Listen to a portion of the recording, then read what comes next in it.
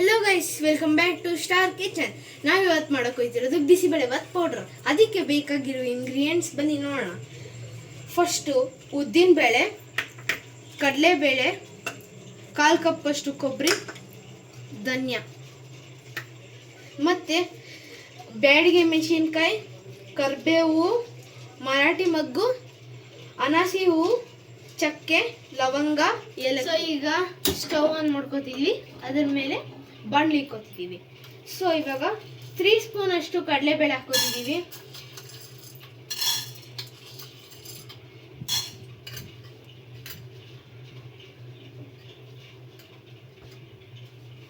ಇವಾಗ ಫ್ರೈ ಮಾಡ್ಕೋತಿದ್ದೀವಿ.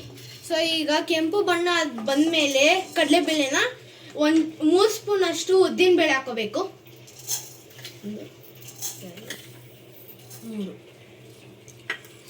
ಇವಾಗ ಇದನ್ನು ಬಾಡಿಸ್ಕೋಬೇಕು. ಇವಾಗ 5 ಸ್ಪೂನ್ ಅಷ್ಟು ಧನಿಯಾ ಹಾಕೋತಿದ್ದೀವಿ.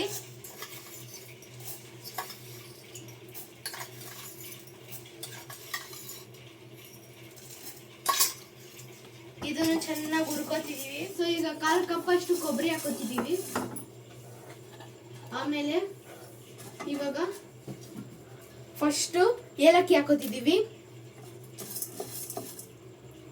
ಮತ್ತೆ ಲವಂಗ, ಚಕ್ಕೆ, ಮತ್ತೆ ಅನಾಸು ಹೂವು, ಮತ್ತೆ ಮರಾಠಿ ಮಗ್ಗು, ಕರಿಬೇವು, ಮತ್ತೆ ಬ್ಯಾಡ್ಗೆ ಮೆಣಸಿನ್ಕಾಯಿ. ಸೊ ಈಗ 1 ಟೀ ಸ್ಪೂನ್ ಅಷ್ಟು ಹಿಂಗು ಹಾಕೋತಿದ್ದೀವಿ.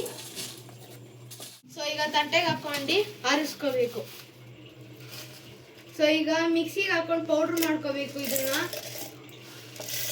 ಸೊ ಈ ತರ ಕನ್ಸಿಸ್ಟೆನ್ಸಿ ಬರೋ ತನಕ ನಮ್ಮ ಬಿಸಿಬೇಳೆ ಪೌಡ್ರನ್ನ ಮಿಕ್ಸಿಯಲ್ಲಿ ಹಾಕೊಂಡು ರುಬ್ಕೋಬೇಕು. ಸೊ ಆಮೇಲೆ ನಿಮ್ಮ bisibele powder ready. Thank you for watching this video. Please share and like and subscribe. Thank you for